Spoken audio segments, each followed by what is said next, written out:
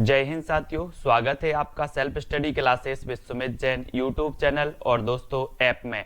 दोस्तों बहुत सारे स्टूडेंट को ऐप डाउनलोड नहीं करते बन रहा है या फिर कर भी लिया है तो कोर्स भी नहीं देख पा रहे हैं। तो मैं आज उनको बता दूं कि ये जो सेल्फ स्टडी क्लासेस इस प्रकार से जब आप प्ले स्टोर से करते हैं तो ये आपका वेल जो है आइकन उसमें लगा हुआ है ना। तो इस प्रकार से सेल्फ स्टडी क्लासेस आपको सर्च करना है और ऐसे आइकन में आपको ऐप मिलने वाला है। ठीक है, तो दोस्तों हम देखें कि प्ले स्टोर में आपको इस प्रकार से दिखेगा ये सेल्फ स्टडी क्लासेस। ठीक है, ये प्ले स्टोर में आपको सेल्फ स्टडी क्लासेस का ऐप दिखने वाला है। ठीक है, ये इमेज उसमें डली है, ये आइकन, ये लोगो उसमें डला है। ठीक है, अब दोस्तों इसको इंस्टॉल करना है, यहां से आप इंस्टॉल करेंगे।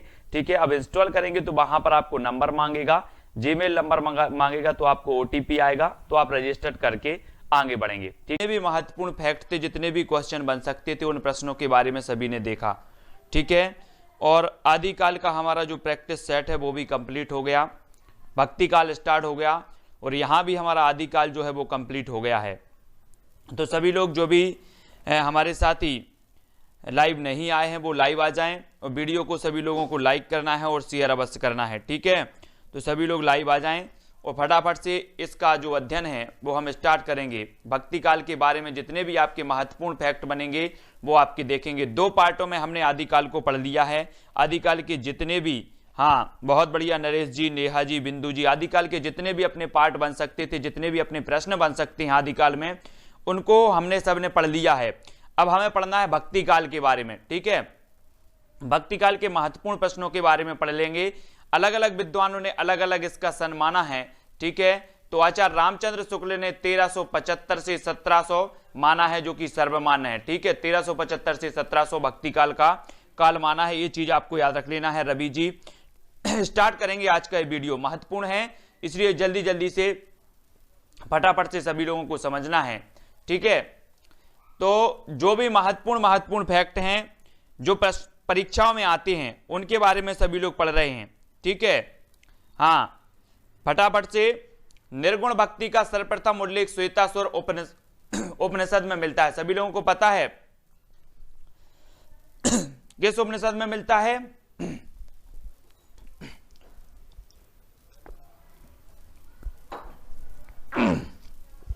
सभी लोग बताएंगे।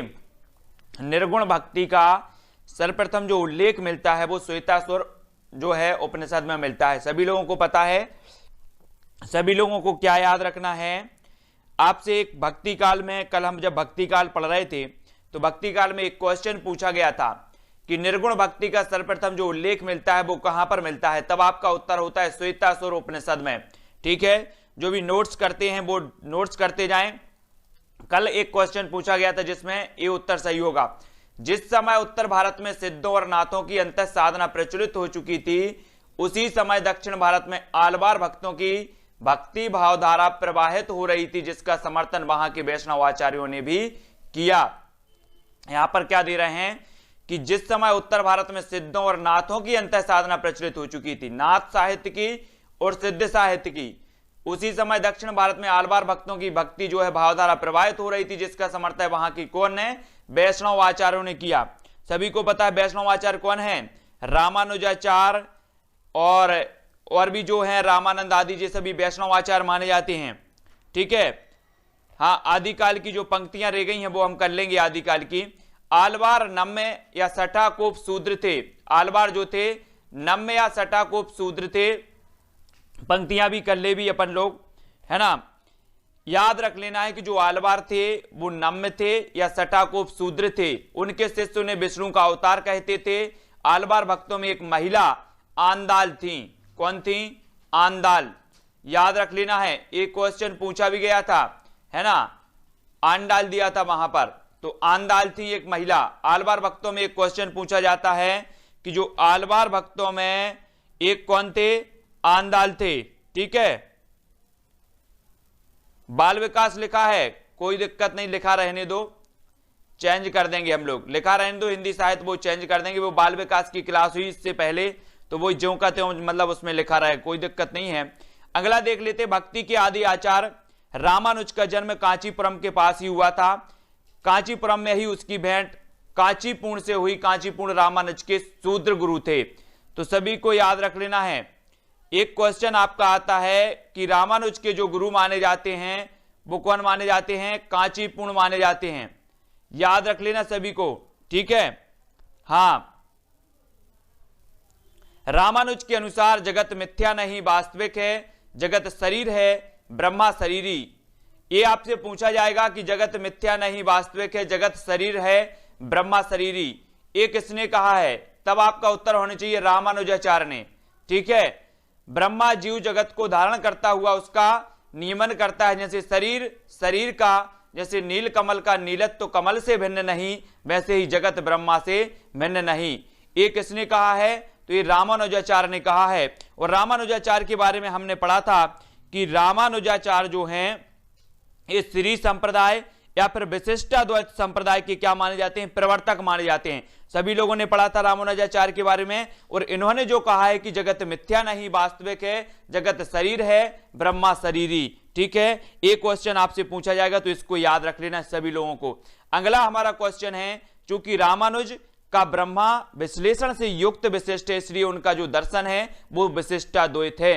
सभी लोगों को याद रख लेना है। यहां पर क्या आया है? रामानुजा, राम आया है ना, तो जो राम की बात होती है, राम क्या है? विशिष्ट हैं। तो हमने याद किया था राम विशिष्ट हैं, इसलिए विशिष्टाद्वैत संप्रदाय का जो प्रवर्तक माने जाते हैं वो रामानुजाचार्य माने जाते हैं। राम के आगे हम श्री लगाते हैं, श्री राम बोलते हैं, तो श्री संप्रदाय के प्रवर्तक भी कौन माने जाते हैं? रामानुजाचार्य माने जाते हैं, ठीक है। इस प्रकार से हमने याद भी किया था। हम एक देख लेंगे, भक्ति एक प्रवृत्ति के रूप में रामानुजाचार्य के पहले भी थी, किंतु एक साधना पद्धति मात्र थी, आंदोलन नहीं, है ना। भक्ति जो थी एक प्रवृत्ति के रूप में थी और रामानुजाचार्य की पहले भी थी, किंतु साधना पद्धति मात्र थी, आंदोलन नहीं थी। तो याद रख लेना, रामानुजाचार्य ने दर्शन के स्तर पर भक्ति को प्रतिष्ठित किया, अर्थात भक्ति आंदोलन को वैचारिक आधार प्रदान किया है। अगर आपसे पूछा जाएगा कि भक्ति आंदोलन को वैचारिक आधार किसने प्रदान किया, तो तब आपका उत्तर होगा रामानुजाचार्य ने। किसने प्रदान किया है? रामानुजाचार्य ने प्रदान किया। ये चीज याद रखनी है, सभी लोगों को याद रख लेनी है। रामानुजाचार्य ने श्री संप्रदाय का प्रवर्तन किया, इन्होंने हिंदी को प्रचार का माध्यम बनाया। सभी को याद रख लेना है। देखो, श्री संप्रदाय और विशिष्टाद्वैत जो संप्रदाय है इसके दो नाम हैं, ठीक है। तो श्री संप्रदाय भी आपसे पूछा जाएगा, विशिष्टाद्वैत संप्रदाय भी आपका पूछा जाएगा। और इन्होंने हिंदी को प्रचार का क्या बनाया था? माध्यम बनाया था। याद रख लेना है, ठीक है। हाँ, सभी लोगों को याद रख लेना है। रामानुजाचार्य की ही परंपरा में रामानंद जन्म 1300 ईस्वी के आसपास हुई है, जिनके बारे में कहा जाता है कि वे भक्ति को दक्षिण से उत्तर भारत लाए। सभी को पता है रामानंद के बारे में, सभी को पता है। इन्हीं की जो परंपरा थी रामानुजाचार्य की, उसी परंपरा में आगे रामानंद हुए। इनका जन्म 1300 ईस्वी के आसपास माना जाता है और जो है वे भक्ति को दक्षिण भारत से उत्तर भारत लाए थे। कौन? रामानंद, ठीक है। हाँ, सभी लोगों को याद करते जाना है, क्योंकि आधा अधूरा तो हम सभी ने पढ़ा है, कुछ और अधूरा पढ़ना है जिससे आपका जो है और भी कंप्लीट होता जाए। आचार्य शंकर ने अद्वैतवाद का प्रवर्तन किया। इसका सिद्धांत है ब्रह्म सत्य है और जगत मिथ्या, ब्रह्मा और जगत में कोई भेद नहीं है। तो सभी को याद रख लेना है। आपसे पूछा जाएगा कि आचार्य शंकर ने किस संप्रदाय का प्रवर्तन किया, तब आपका उत्तर होगा अद्वैतवाद, ठीक है। और इसमें क्या कहा गया है कि जो ब्रह्मा है वो सत्य है और जगत जो है वो मिथ्या, ब्रह्मा और जगत में कोई भेद नहीं है, ये चीज पूछी जाएगी, ठीक है। हाँ, बुक का नाम है काजल जी, रवि जी ने बता दिया है, बहुत बढ़िया। वैष्णव धर्म की स्थापना करने वाले रामानुजाचार्य, मध्वाचार्य, विष्णु स्वामी और निम्बार्क, ये चार महान आचार्य हुए थे। दोस्तों, आप सभी को पता है कि जो है शंकराचार्य निकाय की जो है प्रवर्तन किया है, अद्वैतवाद का प्रवर्तन किया है। जब दक्षिण भारत में शंकराचार्य जो है इस वाद का प्रवर्तन कर रहे थे, अपनी जो काव्य धारा है, अपनी जो धर्म की धारा प्रवाहित कर रहे थे, उसी समय चार वैष्णव संप्रदायों ने, चार वैष्णव जो महान आचार्य थे, इन्होंने वैष्णव संप्रदाय की जो संप्रदाय की स्थापना की, वैष्णव धर्म की स्थापना की। वो चार आचार्य कौन थे? रामानुजाचार्य, मध्वाचार्य, विष्णु स्वामी और निम्बार्क थे, ठीक है। सभी लोगों को पता है, बहुत बढ़िया। इन आचार्यों के उपरांत रामानंद, वल्लभाचार्य और चैतन्य महाप्रभु ने इसे अत्यधिक व्यापक बनाते हुए सुदृढ़ आधार प्रदान किया। मध्वाचार्य ने द्वैतवाद, जिसे ब्रह्म संप्रदाय कहा जाता है, का प्रवर्तन किया। सभी लोगों को नोट्स कर लेना है, याद रख लेना है। ठीक है। अद्वैतवाद के कौन है? शंकराचार्य। द्वैतवाद के कौन है? मध्वाचार्य, जिसे ब्रह्म संप्रदाय भी कहा जाता है। इसे इनका प्रवर्तन किया किसने? तो मध्वाचार्य ने किया है ना। इसके अनुसार जीव ब्रह्मा से उत्पन्न है, ब्रह्मा स्वतंत्र और जीव परतंत्र है, सभी लोगों को याद रख लेना है। और जो है आचार्य निम्बार्क ने द्वैताद्वैतवाद हंस या सनकादि संप्रदाय का प्रवर्तन किया। इसका सिद्धांत है ब्रह्मा जीव से भिन्न है। देखो यहां पर सभी चीजें आपकी क्लियर हो रही हैं। सबसे पहले आपसे पूछा जाएगा कि अद्वैतवाद का जो प्रवर्तन किया वो किसने किया? तो अद्वैतवाद का प्रवर्तन जो किया वो किया किसने? शंकराचार्य ने। फिर आपसे पूछा जाएगा द्वैतवाद का प्रवर्तक कौन माने जाते हैं? तब आपका उत्तर होगा क्या? मध्वाचार्य। फिर आपसे पूछा जाएगा द्वैतवाद के संप्रदाय के प्रवर्तक कौन माने जाते? तब आपका उत्तर होगा आचार्य निम्बार्क। ठीक है। द्वैत संप्रदाय को हंस या सनकादि संप्रदाय भी कहा जाता है। एक क्वेश्चन यहीं से बनता है कि जो है सनकादि संप्रदाय जो है किस संप्रदाय को कहा जाता है? तब आपका उत्तर होगा द्वैत संप्रदाय को। ठीक है, याद रखना है। और इसमें कहा गया है कि ब्रह्मा जो है वो जीव से भिन्न है। तो इतने क्वेश्चन आपके यहां से क्लियर हो जाते हैं। किसी को कोई डाउट तो नहीं इतने क्वेश्चनों में? किसी को अगर कोई डाउट हो तो जल्दी से कमेंट में बता सकते हैं। फटाफट से और भी देख लेते हैं। द्वैतवाद को भेदा भेद भी कहा जाता है, ये चीज भी याद रख लेनी है। ठीक है, हाँ। और कृष्ण को विष्णु का अवतार माना है किसने? निम्बार्काचार्य ने। सभी को याद रख लेना है। द्वैतवाद को एक तो सनकादि संप्रदाय भी कहा जाता है, दूसरा इसे भेदा भेदवाद भी कहा जाता है। ये चीज याद रखनी है सभी लोगों को। हेमलता जी और यादव जी, रवि जी, वल्लभाचार्य ने शुद्धाद्वैत का प्रवर्तन किया। वल्लभाचार्य के बारे में सभी लोग जानते हैं। जब हम पढ़ते हैं आपसे पूछा जाता है एक क्वेश्चन कि सूरदास जी के गुरु कौन है, तब आपका उत्तर होता है वल्लभाचार्य। और वल्लभाचार्य के बारे में पढ़ते हैं कि वल्लभाचार्य ने पुष्टि मार्ग की स्थापना की थी। और ये जो माने जाते हैं शुद्धाद्वैत के प्रवर्तक माने जाते हैं। इसके अनुसार ब्रह्मा सच्चिदानंद स्वरूप हैं, माया ईश्वर के अधीन है, जीव अविद्या के कारण क्लेश पाता है, वह आनंद और दुख दोनों को पाने का अधिकारी अतएव ईश्वर और जीव में स्पष्ट भेद है। तो आपको याद रख लेना है वल्लभाचार्य जी के बारे में। एक क्वेश्चन वल्लभाचार्य जी का आता है कि वल्लभाचार्य पुष्टि मार्ग के प्रवर्तक कौन माने जाते हैं? तो आपका उत्तर होगा वल्लभाचार्य। दूसरा क्वेश्चन बनता है शुद्धाद्वैतवाद के प्रवर्तक कौन है? तब आपका उत्तर होता है वल्लभाचार्य। तीसरा क्वेश्चन पूछा जाता है सूरदास जी के गुरु कौन थे? तब आपका उत्तर होता है वल्लभाचार्य। विट्ठल नाथ जी के जो पिता थे वो वल्लभाचार्य थे, है ना। अष्टछाप में 4 कवियों, 4 जो शिष्य थे वल्लभाचार्य के और 4 शिष्य थे विट्ठल नाथ के। और विट्ठल नाथ ने 4 और 4 मिलाकर अष्टछाप की एक स्थापना कर दी कि कब? 1565 में। हाँ, ठीक है, याद रख लेना। विष्णु स्वामी ने रुद्र संप्रदाय का प्रवर्तन किया, ये चीज भी याद कर लेना। ठीक है, अभी यादव सानी जी बता रहे थे कि रुद्र संप्रदाय का जो प्रवर्तन किया वो विष्णु स्वामी ने किया। इन्होंने अद्वैतवाद को माया से रहित मानकर शुद्ध ब्रह्मा का प्रतिपादन किया। ठीक है, और भी संप्रदाय देख लेते हैं जो आपके लिए महत्वपूर्ण है, सभी लोगों को याद रख लेना है। बहुत सारे संप्रदाय हमने पढ़ लिया। श्री संप्रदाय के रामानुजाचार्य, विशिष्ट अद्वैत संप्रदाय के रामानुजाचार्य, अद्वैतवाद के शंकराचार्य, है ना, द्वैतवाद के मध्वाचार्य, ये सारे के सारे सभी लोगों ने पढ़ लिया है। और भी जो संप्रदाय हैं उनको हम पढ़ लेते हैं। महापुरुषीय संप्रदाय यहां पर दिया है दोस्तों, एक महापुरुषीय संप्रदाय। क्या दिया है? महापुरुषीय संप्रदाय दिया है। ये शांकर देव किसका है? शांकर देव। ठीक है, शांकर देव का है, याद रख लेना। रामदासी संप्रदाय रामदास का है, रामदासी संप्रदाय रामदास का। उद्धति संप्रदाय सहजानंद या स्वामी नारायण का, याद कर लेना, हो सके तो नोट्स कर लेना। उद्धति संप्रदाय के प्रवर्तक कौन है? सहजानंद या स्वामी नारायण। रसिक संप्रदाय के अग्रदास, है ना, अग्रदास हैं, अग्रदास। रसिक संप्रदाय के कौन है? अग्रदास जी हैं। और स्वसुखी संप्रदाय के कौन है? स्वसुखी संप्रदाय के रामचरण दास हैं। रामावत संप्रदाय के रामानंद हैं। परब्रह्म संप्रदाय के दादू दयाल हैं। परब्रह्म संप्रदाय के कौन है? दादू दयाल। गौड़ीय संप्रदाय के चैतन्य महाप्रभु। सखी संप्रदाय के स्वामी हरिदास। तत्सुखी संप्रदाय के जीवाराम। राधा वल्लभी संप्रदाय के कौन है? गोस्वामी हित हरिवंश। महानुभाव संप्रदाय के चक्रधर। वारकरी संप्रदाय के पुंडलिक। ठीक है, और ध्यान संप्रदाय, इस संप्रदाय का जो है जन्म भगवान बुद्ध की बोधि से हुआ माना जाता है। तो ये सभी को याद रख लेना है। ठीक है, सभी को याद रख लेना है।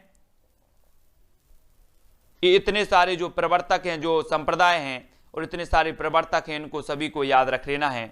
सभी को याद हुआ है कि नहीं हुआ है?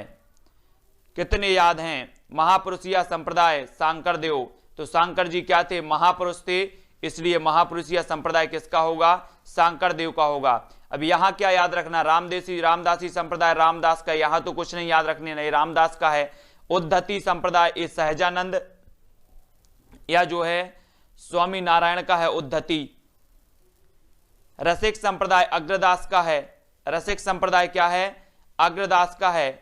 तो रसिक को कैसे याद रखेंगे कि जो रस होता है व्यक्ति के अंदर खुद रस होता है, लेकिन रस जो व्यक्ति ढूंढता है वो अग्र स्थान पर ढूंढता है। तो रसिक संप्रदाय के जो हो जाएंगे अग्र, और रस तो कहां पर रहता है? स्वयं में रहता है, और अग्र नहीं ढूंढना तो अग्रदास। स्वसुखी संप्रदाय रामचरणदास। स्वसुखी संप्रदाय, अगर सुखी रहना है तो राम के चरण में जाना है, राम के चरण में जाना है। अगर सुखी रहना है तो स्वसुखी संप्रदाय के रामचरणदास हो जाएंगे। रामावत संप्रदाय सभी को याद है, रामानंद। परब्रह्म संप्रदाय दादू दयाल के हैं। अब जो है परब्रह्मा जो होते हैं, परब्रह्मा इन्हें हम कभी कभी दादा भी बोल देते हैं, सुना है आपने? वो ही जाने दादा, वो ही जाने दादा। इसी प्रकार से हमारे जो बुजुर्ग लोग होते हैं ऐसे बोल देते, वो ही जाने दादा। तो परब्रह्मा संप्रदाय दादू दयाल, दादू दयाल। गौड़ीय संप्रदाय चैतन्य महाप्रभु। जो गौड़ीय संप्रदाय है वो किसका है? जो है चैतन्य महाप्रभु का है। सखी संप्रदाय स्वामी हरिदास का है। किसका है? स्वामी हरिदास का सखी संप्रदाय। तत्सुखी संप्रदाय है जीवाराम। तत्सुखी संप्रदाय किसका है? जीवाराम का है तत्सुखी। और जो जीव है वो क्या रहना चाहता है? सुखी रहना चाहता है, तो तत्सुखी संप्रदाय जीवाराम का हो जाएगा। राधा वल्लभी संप्रदाय गोस्वामी हित हरिवंश का हो जाएगा। ठीक है, हाँ सभी को याद है, बहुत बढ़िया। विष्णु का सर्वप्रथम उल्लेख कहां मिलता है? एक क्वेश्चन आपका बनता है, विष्णु का जो सर्वप्रथम उल्लेख मिलता है वो कहां पर मिलता है? तो जल्दी से हमें बताना है कि जो विष्णु का उल्लेख मिलता है वो कहां पर मिलता है? तो वो मिलता है ऋग्वेद में, जहां इनकी कल्पना सूर्य के रूप में की गई है। काय के रूप में की गई? सूर्य के रूप में की गई विष्णु की। वस्तुतः ईश्वर प्रेम के क्षेत्र में सबको समान अधिकार देकर आलवार भक्तों ने भारतीय जनजीवन को एक दूसरे के निकट लाने का स्तुत्य जो है प्रयास किया है। आलवार भक्तों द्वारा रचित 4000 पदों का संकलन दिव्य प्रबंधम नाम से जो है किया गया है। ये चीज याद रखनी है। ठीक है, आपसे पूछा जाएगा कि आलवार भक्तों द्वारा रचित जो 4000 पद हैं इनका संकलन किसमें किया गया है? तब आपको उत्तर होगा दिव्य प्रबंधम। ठीक है, दिव्य प्रबंधम में किया गया है। नम्मालवार के गीतों का संकलन सर्वप्रथम नाथ मुनि दशम ने किया था। आपसे अगर पूछा जाता है क्वेश्चन कि नम्मालवार के गीतों का संकलन सर्वप्रथम किसने किया था, तब आपका उत्तर होगा नाथ मुनि ने किया था। नाथ मुनि 10वीं शताब्दी में इन्होंने किया था। ठीक है, अगला देख लेते हैं। वेबर, ग्रियर्सन, वर्नरे, भंडारकर आदि विद्वानों ने वैष्णव भक्ति को ईसाईयत की देन कहा है। देखो यहां से आपका कल हमने सबसे पहले जो भक्ति काल में क्वेश्चन पढ़ा था 9 बजे की क्लास में कि भक्ति काल को ईसाईयत की देन किसने माना है, तब जो आपका उत्तर था क्या था? ग्रियर्सन। ठीक है, सभी को याद रख लेना है। भक्ति काल को जो है ईसाईयत की देन किसने माना है, तब आपका उत्तर क्या था? ग्रियर्सन। अब यहां पर भी देखो, बर्नले भंडारकर ने भी माना है और वेबर ने भी माना है। अगर ग्रियर्सन ऑप्शन नहीं होगा तब आपको वेबर भी लगाना है और भंडारकर भी लगाना है। ठीक है, सभी को याद रख लेना है। इसी प्रकार से अगला, आचार्य रामचंद्र शुक्ल ने भक्ति को धर्म का रसात्मक रूप कहा है। आपसे क्वेश्चन पूछा गया था कल के जो हमारा टेस्ट चल रहा था भक्ति काल का, उसमें आपका एक क्वेश्चन था कि धर्म को, भक्ति को धर्म का रसात्मक रूप कहा है तो किसने कहा है? कल पूछा गया था, तो आचार्य रामचंद्र शुक्ल ने कहा है भक्ति को धर्म का रसात्मक रूप। उन्होंने इसे इस्लामी आक्रमण से पराजित हिंदू जनता की जो है असहाय एवं निराशा मना स्थिति से जोड़ा है। किसने? रामचंद्र शुक्ल जी ने। याद रख लेना है। पंडित हजारी प्रसाद द्विवेदी ने भक्ति आंदोलन को भारतीय चिंताधारा का स्वाभाविक विकास कहा है। एक क्वेश्चन भी कल के टेस्ट में आया था कि भारतीय चिंताधारा का स्वाभाविक विकास माना है तो किसने माना है? पंडित हजारी प्रसाद द्विवेदी ने माना है। ठीक है, ये महत्वपूर्ण जो फैक्ट हैं जो आपके हमेशा पूछे जाते हैं। जॉर्ज ग्रियर्सन और डॉक्टर श्याम सुंदर दास ने भक्ति काल को हिंदी साहित्य का स्वर्ण युग कहा है। सभी लोगों को याद रख लेना है। ठीक है, किसने कहा है? जॉर्ज ग्रियर्सन ने और डॉक्टर श्याम सुंदर दास ने। आपसे अगर पूछा जाता है कि भक्ति काल को स्वर्ण युग की संज्ञा किसने दी है, तो सबसे प्रथम तो जो दी है वो जॉर्ज ग्रियर्सन ने दी है, फिर दी है श्याम सुंदर दास ने। दोनों को याद होनी चाहिए। मैं कभी भी आपसे पूछूंगा तो दोनों उत्तर आपके आने चाहिए कि जॉर्ज ग्रियर्सन ने भी दिया है सर और श्याम सुंदर दास ने भी दिया है। ठीक है, सभी को पता है। अगला क्वेश्चन है, डॉक्टर रामविलास शर्मा ने भक्ति काल को लोक जागरण काल नाम अभिहित किया है। याद रख लेना, आपसे पूछा जाएगा कि जो रामविलास शर्मा हैं इन्होंने भक्ति काल को क्या नाम दिया है, तब आपका उत्तर होगा लोक जागरण काल।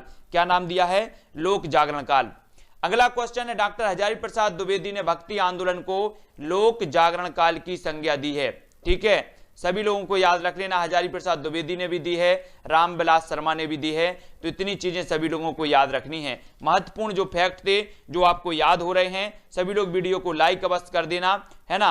आचार्य रामचंद्र शुक्ल ने भक्ति काल की समय सीमा संवत 1375 से 1700 जो है विक्रम संबंध निर्धारित की है। सभी लोगों को पता है। ठीक है, बहुत बढ़िया।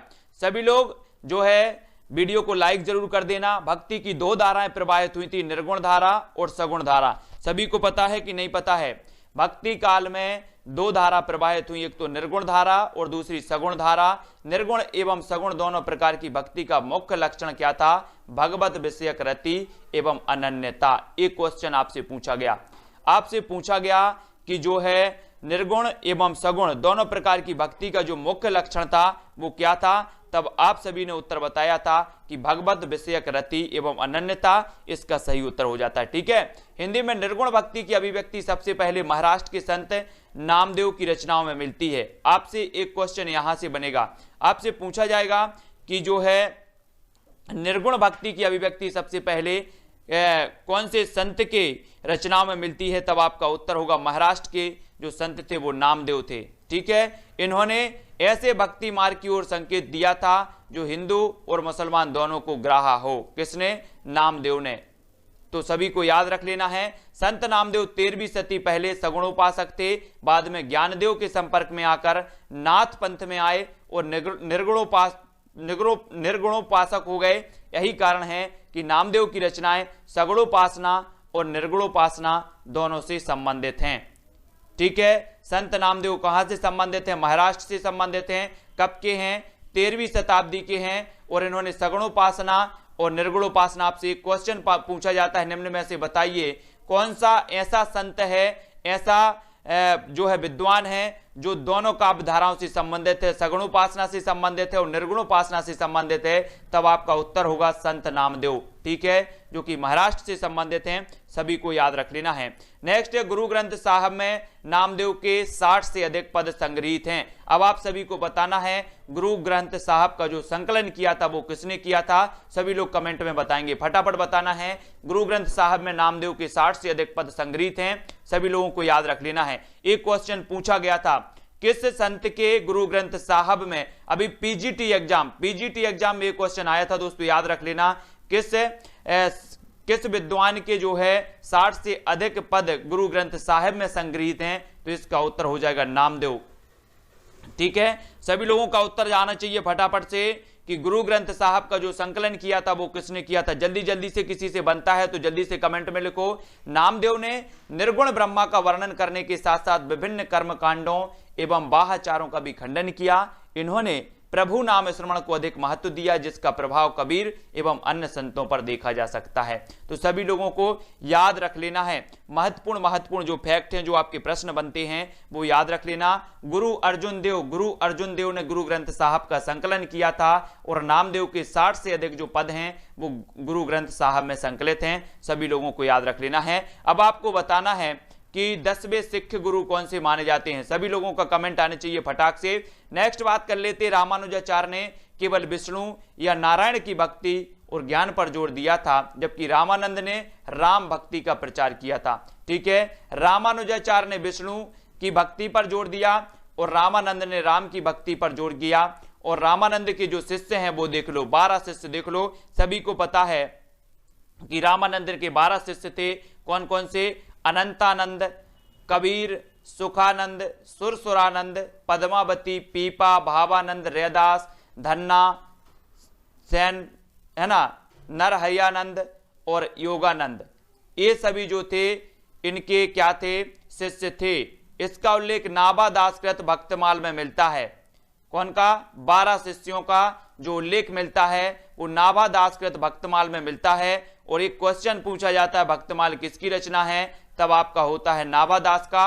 और एक क्वेश्चन पूछा जाता है उत्तर भक्तमाल किसकी रचना है, तो सभी लोग कमेंट में बताएंगे उत्तर भक्तमाल किसकी रचना है। फटाफट से बताना है कुछ जल्दी जल्दी से। रामानंद स्मार्त वैष्णव थे, है ना। रामानंद क्या थे?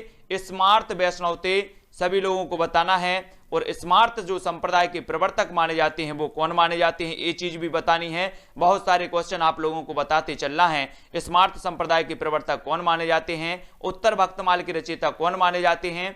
उन्होंने, रामानंद ने जो है श्री संप्रदाय के सिद्धांतों को मानते हुए वर्णाश्रम बंधन समाप्त कर दिया था। किसने? रामानंद ने। श्री संप्रदाय के प्रवर्तक रामानुजाचार्य माने जाते हैं, स्मार्त संप्रदाय के शंकराचार्य माने जाते हैं, सभी को याद रख लेना है। कबीर ने अपने समय में प्रचलित सभी धर्मों का सार तत्व ग्रहण करके जिस सामान्य भक्ति मार्ग का प्रवर्तन किया, उससे हिंदू और मुस्लिम समाज का कल्याण हुआ और मानवीय मूल्यों की जो है प्रतिष्ठा हुई। और यहां पर पूछा था मैंने उत्तर भक्तमाल किसकी रचना है, तो ये रचना है भारतेंदु हरिश्चंद्र की, सभी को याद रख लेना है। भक्तमाल नाभादास जी की है, उत्तर भक्तमाल हरिश्चंद्र जी की है ना।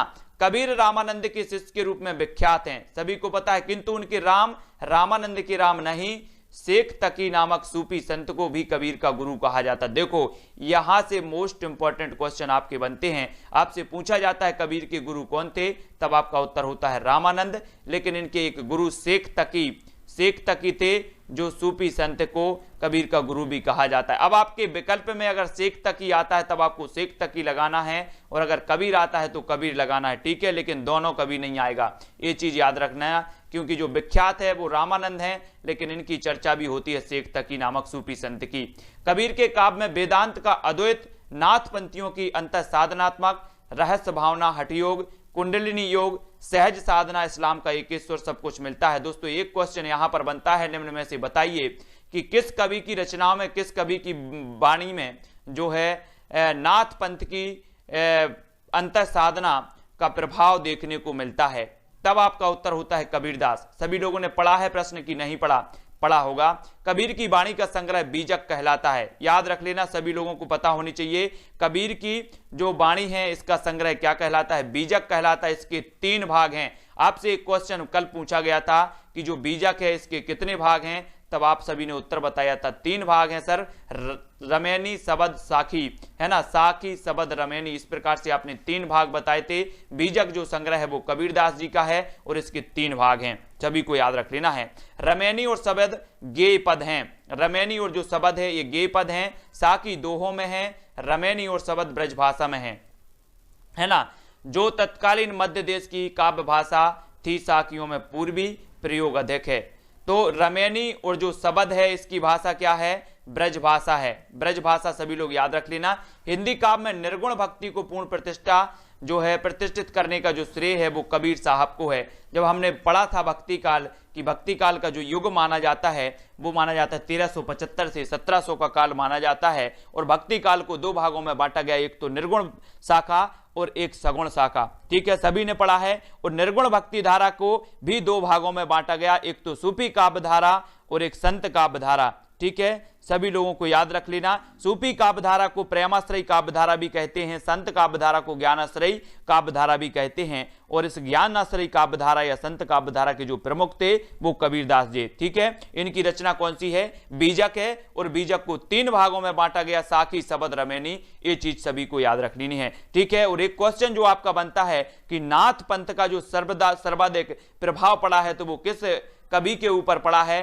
तो वो पड़ा है कबीरदास जी के ऊपर। इनकी रचनाओं में, इनकी वाणी में नाथ पंथ की जो है अंत साधना को देखा जा सकता है। अगला क्वेश्चन है कबीर के काव्य का संकलन उनके शिष्य धर्मदास ने किया है। एक क्वेश्चन आपसे पूछा जाता है दोस्तों, एक प्रश्न आता है कबीर के काव्य का संकलन किसने किया, तब आपका उत्तर होता है उनके शिष्य धर्मदास ने। सभी को याद करना है, बीजक नाम से किया, अब कबीर ग्रंथावली में उपलब्ध है। ठीक है, सभी लोगों को याद रख लेना, मोस्ट इंपॉर्टेंट हमेशा पूछा जाता है, कबीर के काव्य का संकलन उनके शिष्य किसने किया? धर्मदास ने किया है। डॉक्टर श्याम सुंदर दास ने कबीर की भाषा को पंचमेल खिचड़ी का, मोस्ट इंपॉर्टेंट क्वेश्चन है, आपसे एक क्वेश्चन बनता है कि जो है कबीर की भाषा को पंचमेल खिचड़ी किसने कहा है? तब आपका उत्तर होता है श्याम सुंदर ने कहा है, क्योंकि इनकी जो भाषा थी वो खड़ी बोली, राजस्थानी, पंजाबी, ब्रज और पूर्वी की मिश्रण थी।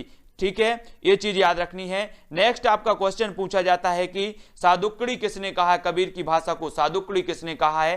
तब आपका उत्तर होता है रामचंद्र शुक्ल जी ने कहा है। ठीक है, और कबीर को वाणी का डिक्टेटर किसने कहा है? तब आपका उत्तर होता है हजारी प्रसाद द्विवेदी ने कहा है। इतने सारे फैक्ट कबीर के बारे में हमें याद रख लेना है। देख लेते हैं सभी को समझ में आ रहा है कि नहीं आ रहा है, कमेंट के माध्यम से सभी लोग बताएंगे। ठीक है, अगला क्वेश्चन, अगला जो हमारा फैक्ट है वो क्या है? डॉक्टर श्याम सुंदर दास ने रहस्यवादी कवियों में कबीर का स्थान सर्वोच्च माना है ना। आपसे अगर पूछा जाता है कि रहस्यवादी कवियों में कबीर का स्थान सर्वोच्च किसने माना है? तब आपका उत्तर होगा श्याम सुंदर दास ने। और हमने पढ़ा था कि डॉक्टर जो श्याम सुंदर दास हैं, इन्होंने हिंदी साहित्य के भक्ति काल को स्वर्ण युग की संज्ञा दी है, सभी को पता है ना। आपसे अगर अगली बार पूछा जाएगा कि हिंदी साहित्य को भक्ति स्वर्ण युग की संज्ञा, हिंदी साहित्य के भक्ति काल को स्वर्ण युग की संज्ञा किसने दी है? तब आपका उत्तर होगा एक तो ग्रियर्सन और दूसरे श्याम सुंदर दास। ठीक है, पंडित हजारी प्रसाद द्विवेदी ने कबीर को वाणी डिक्टेटर कहा है। ठीक है, याद रख लेना, हमेशा पूछा जाता है ये क्वेश्चन। हिंदी में सबसे पहले कबीर ने तर्कों और प्रमाणों का सहारा लेते हुए अटूट आत्मविश्वास के साथ जन्मजात उच्चता का जो है विरोध किया। आईने अकबरी अबुल फजल अल नामी, आपसे पूछा जाता आईनी अकबरी के जो लेखक हैं वो कौन है? तो अबुल फजल माने जाते हैं। कबीर का परिचय मुबाहित कर दिया है। मोस्ट इंपॉर्टेंट क्वेश्चन यहां से बनता है, कबीर का परिचय मुबाहित कहकर किसने दिया है? तो अब आपका उत्तर होगा आईने अकबरी में अबुल फजल ने दिया है। ठीक है, तो ये चीज आपको याद रख लेनी है। नोट्स कर रहे हैं तो नोट्स भी करते जाओ। कबीर चरित्र बोध में कबीर की जन्म तिथि का निर्देश है संवत 1455 विक्रमी जेठ सुदी पूर्णिमा, सोमवार के दिन सत्य पुरुष का तेज काशी के लहर तालाब में उतरा। उस समय पृथ्वी और आकाश जो है प्रकाशित हो गया। कहा जाता है कि इन्हें तालाब में क्या क्या किया था? छोड़ गए थे, तालाब में छोड़ गए थे इनको, किसी बर्तन में, किसी प्याले में कबीरदास जी को। तब जो है इनका ये दिया है कि लहर तालाब में जो है उतरा, उस समय पृथ्वी और आकाश प्रकाशित हो रहे थे। तो इस प्रकार से सभी को याद रख लेनी है। संवत 1455। संत रैदास रामानंद के शिष्य और कबीर के समकालीन थे। इनके दो प्रधान ग्रंथ हैं, रैदास की वाणी और रविदास के पद। रैदास के बारे में सभी लोग पढ़ेंगे, सभी लोग जानते हैं। रैदास के बारे में जो है ये किसके शिष्य थे? तो रामानंद के शिष्य थे। रामानंद के 12 शिष्यों में एक थे रैदास। आपसे पूछा जाता है संत रैदास के गुरु का नाम क्या है? तब आपका उत्तर होता है रामानंद। ठीक है, और ये कबीर के समकालीन थे। रैदास की वाणी और रविदास के पद इनके जो है ग्रंथ हैं, किसके? रैदास के। सिख धर्म के प्रवर्तक एवं प्रथम गुरु नानक देव जी हैं। इन्होंने हिंदी में काव्य रचना की है। ठीक है, आपसे क्वेश्चन पूछा जाता है दोस्तों कि सिख धर्म के जो प्रवर्तक माने जाते हैं वो कौन माने जाते हैं या प्रथम गुरु? जय हिंद साथियों, स्वागत है आपका self study classes with Sumit Jain YouTube channel और दोस्तों ऐप में। दोस्तों बहुत सारे स्टूडेंट को ऐप डाउनलोड नहीं करते बन रहा है या फिर कर भी लिया है तो कोर्स भी नहीं देख पा रहे हैं। तो मैं आज उनको बता दूं कि ये जो सेल्फ स्टडी क्लासेस इस प्रकार से जब आप प्ले स्टोर से करते हैं तो ये आपका वेल जो है आइकन उसमें लगा हुआ है ना। तो इस प्रकार से सेल्फ स्टडी क्लासेस आपको सर्च करना है और ऐसे आइकन में आपको ऐप मिलने वाला है। ठीक है, तो दोस्तों हम देखें कि प्ले स्टोर में आपको इस प्रकार से दिखेगा ये सेल्फ स्टडी क्लासेस। ठीक है, ये प्ले स्टोर में आपको सेल्फ स्टडी क्लासेस का ऐप दिखने वाला है। ठीक है, ये इमेज उसमें डली है, ये आइकन, ये लोगो उसमें डला है। ठीक है, अब दोस्तों इसको इंस्टॉल करना है, यहां से आप इंस्टॉल करेंगे। ठीक है, अब इंस्टॉल करेंगे तो वहां पर आपको नंबर मांगेगा, जीमेल नंबर मांगेगा, तो आपको ओटीपी आएगा, तो आप रजिस्टर करके आगे बढ़ेंगे। ठीक